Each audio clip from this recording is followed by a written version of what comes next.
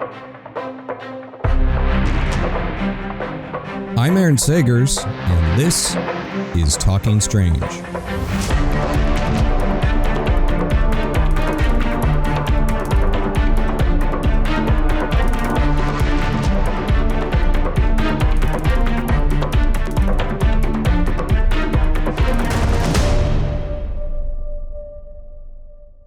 Hey there, spooky nerds, and welcome to Talking Strange. Aaron here, and we are back for Small Talk, the mini episodes of Talking Strange, where I share listener-submitted stories, and then, well, I just ponder and muse about all things strange and unusual. So, you know, if you send me questions about what do I think about this or that, hey, this is a good time for me to talk about some of that.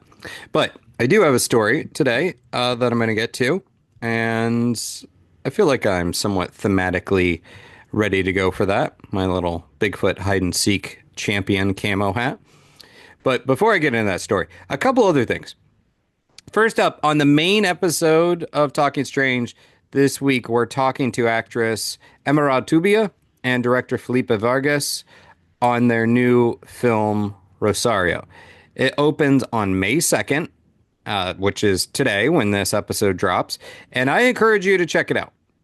Really, well, first off, you should support it because this is a Latino-led horror film, and I'm all about getting more voices out there in the horror realm, across entertainment, across pop culture. But I really love finding out what's going to scare me from all over the world from different cultures. But it also stars David Dastmalchian, who is a friend of Talking Strange. He's been on many times, so we always like to support his work, and rightfully so, because he's always enjoyable to watch. And frankly, because it's a fun movie. It's got inspirations by a lot of other films. Felipe is definitely a horror nerd. He has horror in his DNA.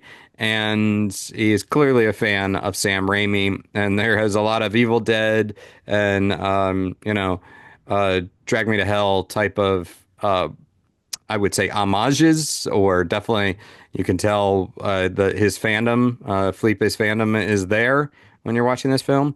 So a lot of gore, a lot of goo, a lot of fun, some good scares, and also some other concepts and ideas that, there's a lot happening under the hood there. And it features some new monsters from the Palo spiritual belief system. And let's face it, when you're talking about demons, when you're talking about movies involving exorcism and possession, which this may or may not, I guess you could guess it might a little bit. A lot of times it just leans into sort of the Christian-based, predominantly Catholic-based ideas, theologies of demons. And that's all fun. Well, terrifying and fun, and definitely speaks to me and my Catholic upbringing. But there's a lot of monsters out there from other places. So I like that we're getting some creatures, some scares from a different belief system. So the Palo spiritual belief system, which is a diasporic faith. It's not entirely dissimilar to voodoo. It combines a lot of elements, including Afro-Cuban belief systems and Catholicism.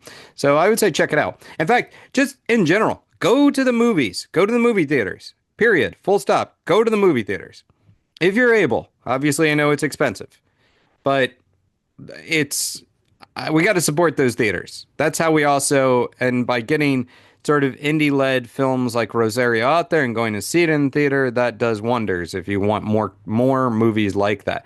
Plus, the weather is warming up. I am definitely a child of summer as much as I like the strange and unusual, and my vocation has become pursuing spooky things. Sure, I like a creepy old haunted house or asylum, things like that. But man, I am a child of summer. I love the sunshine. I love the beach. And I also grew up in a time where I was always thinking about summer blockbusters. So I would get off of school and I'd go see movies, go out, get off of school for a couple months, go see the movies, spend all day in a cinema or outside, hanging out with friends, hanging out outside, going to the beach, and then also going to the movies. It's summertime, so it's a great time to go see some films. You know, you get You warm up outside and then you get the chills by watching some scary and thrilling movies inside the cinema. And we've got these fun horror flicks out there right now. I don't know if you've seen Sinners. I really enjoyed Sinners, directed by Ryan Coogler and starring Michael B. Jordan. This winning team that just seems like they can't miss. Between Fruitvale Station and Black Panther and Creed, but Sinners is a great vampire horror flick with some excellent music. It hits on all levels. Obviously, it's doing very well at the box office. I'm so happy to see that. And I would say, you know, go check out Sinners and then stay for a showing of Rosario or vice versa. Make it a double feature. And then after I'm recording this a week later on May 9th, we have Clown in the Cornfield opening. And I've talked to some folks from Clown in the Cornfield as well. So that's another one that you might want to check out next week. So as I mentioned, I am wearing my hide and seek champion Bigfoot hat. This is my design, camo and camo. Bigfoot hides in there.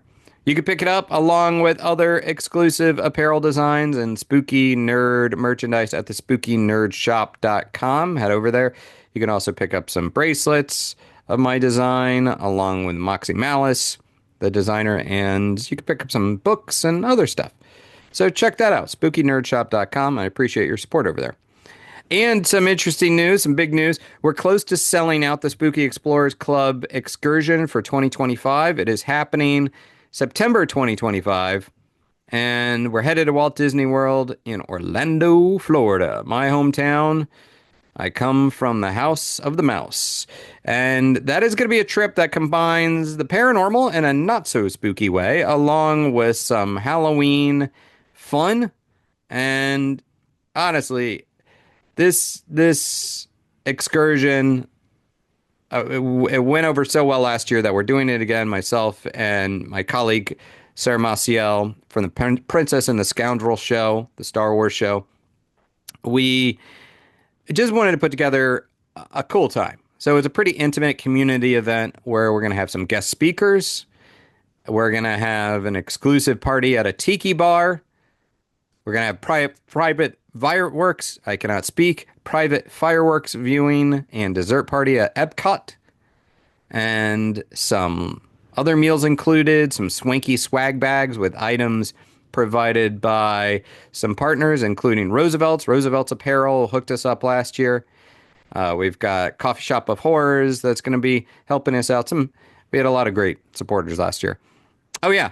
And, of course, along with Spooky Explorers Club, we're going to be heading to Mickey's Not So Scary Halloween Party at the Magic Kingdom. So that's why I say spooky instead of paranormal, because it's accessible. It's open to anyone that just wants to come join a community event and have fun and have a little bit of spooky, but not hardcore paranormal, not doing an investigation or anything. Pretty happy about that. So anyhow, we are close to selling out. So if you're interested, head to spookyexplorersclub.com for some info. Let's get to the story. This was submitted by Mary Lynn Peterson. And you can follow Mary Lynn at Mary Quite Mary and Celestial Tree Diva. That's Diva, D-E-V-A. So you could support her. Let's get to it. Hello and good day. This is Mary. First off, thank you for directing me to the best email for sharing with you at Talking Strange. And thanks in advance for taking time to read this and give it your thoughts and attention. It's quite exciting to get to share this intriguing experience with someone, and I'm also a bit nervous to do so, as it's now been some time since I first reached out. As life would have it, some life happened and is still happening. OMGs, living in the USA. But hey, this is a start at least. Alrighty, this story is a bit of an unexpected weird one, even for me, and my hope is that if it's of any investigative journalistic interest, that you'll know who to pass it on to. I'm not super familiar with reporting in the paranormal fields, but I know you are a trustworthy sort, and you were whom I was guided to reach. So, I'll do my best to tell you all the information as I have it straight up, and then I'll give you some of my background to reference to help give context. Upon moving to a rural and wooded area east of Dallas, Texas, to care for a friend's property while they were in Alaska, I had an experience where very clear information came to me while I slept, and it was about Sasquatch. The repeated and strong message and images woke me up with the sense of pressure to remember and share this message. I will say here, I have never stayed in this region of Texas before, and that I have limited knowledge or study about Sasquatch, other than watching some Expedition Bigfoot after this happened because it was a what the heck. I had not specifically researched anything about Sasquatch, but I also never felt any reason to doubt others' account. Blame it on a childhood spent in the mountains in Southern California and Scooby-Doo. There was one primary urgent message in this vision from the Dream Network. Stop Project Wildflower. The vision was full of images and words.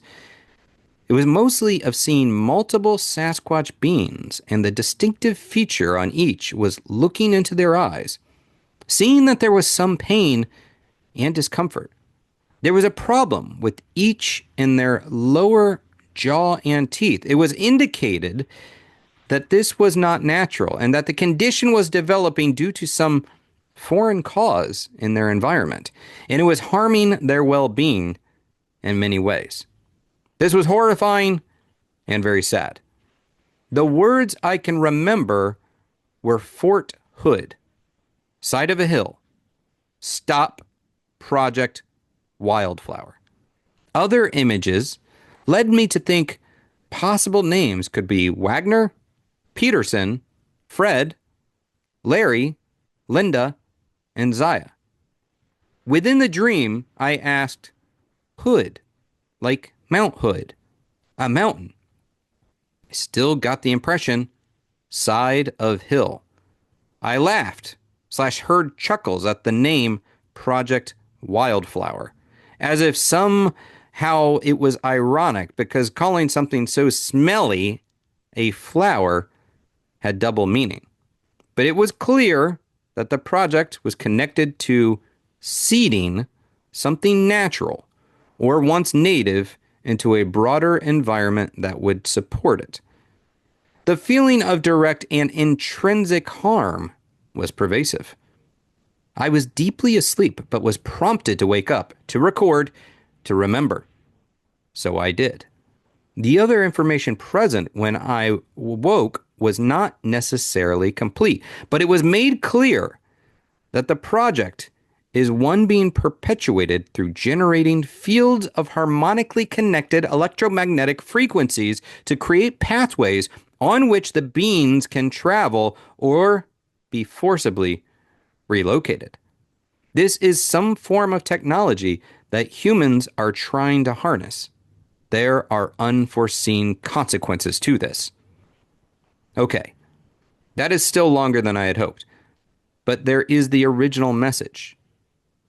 The next thing is to express that I feel there is more information contained within the message that I can access, but I have chosen to leave it, quote, in the package until someone with more understanding can ask the best questions.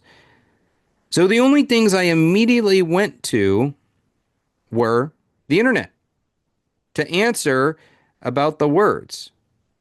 Fort Hood is now called Fort Cavazos in Texas.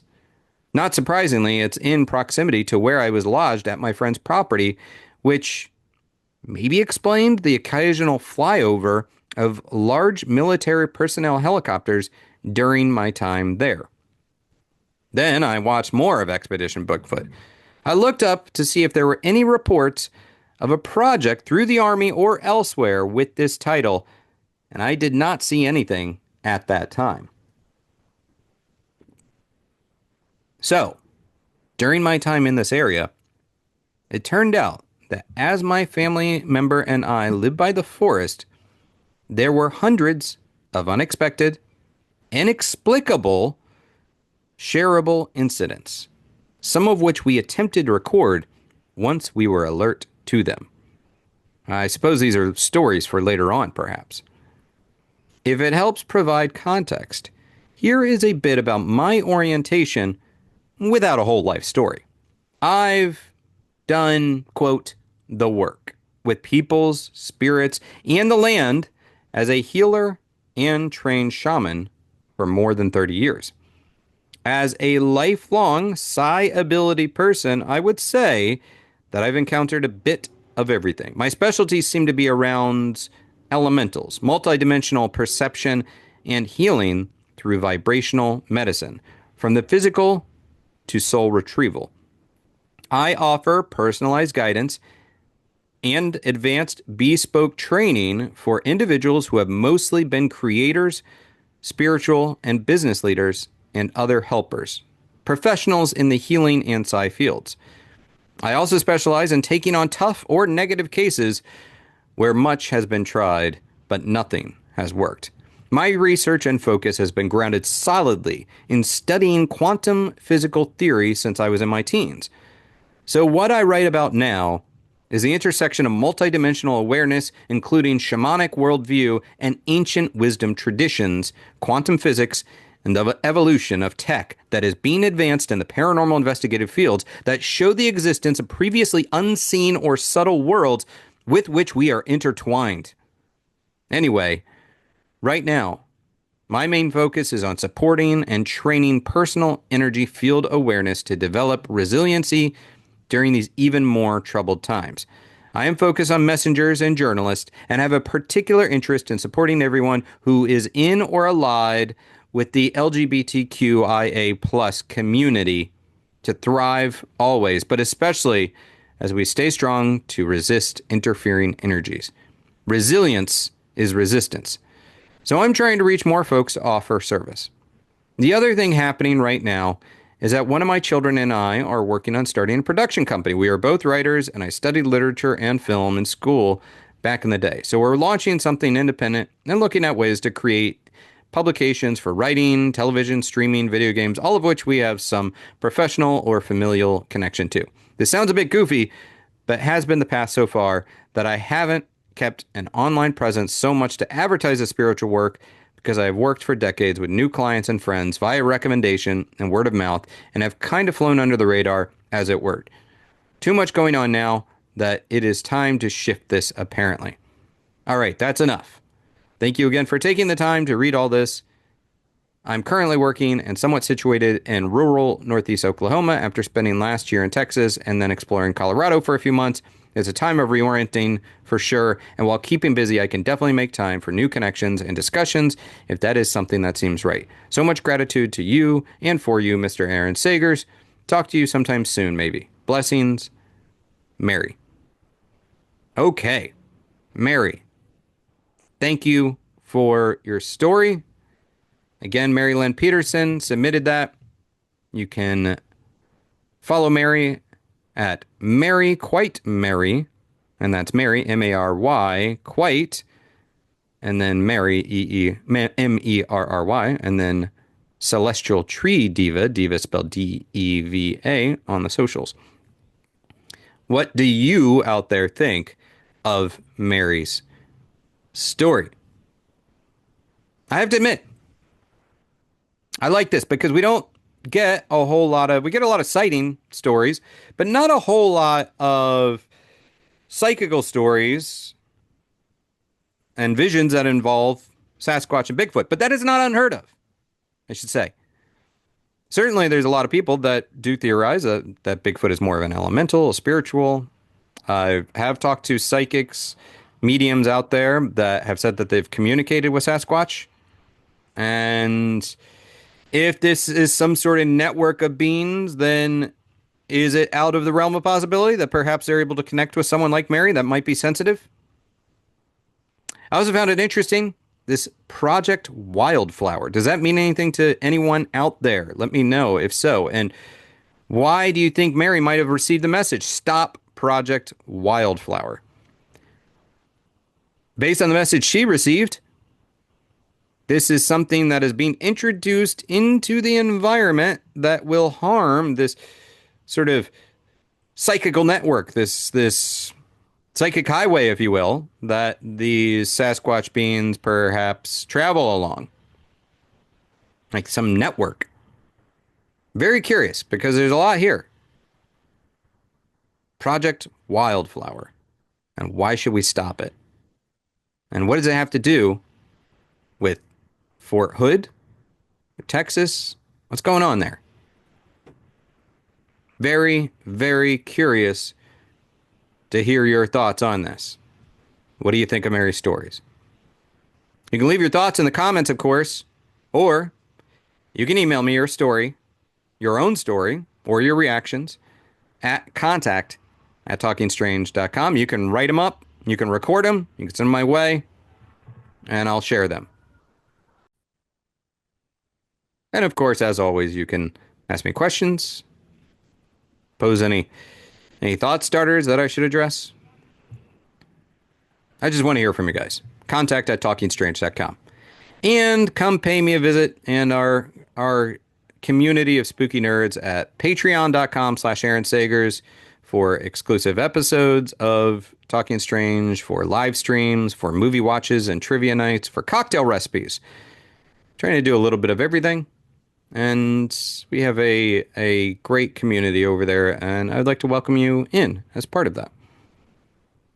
Well, I think that is a natural conclusion for me in this episode of Talking Strange, Small Talk. I hope to hear from you. I hope to hear your stories and your reactions to these other stories. And hope to hear if you have made it out to the movies. Remember, you can also hit me up on my social media at Aaron Sagers across the board. All right. Until next time, be kind, stay spooky, and keep it weird.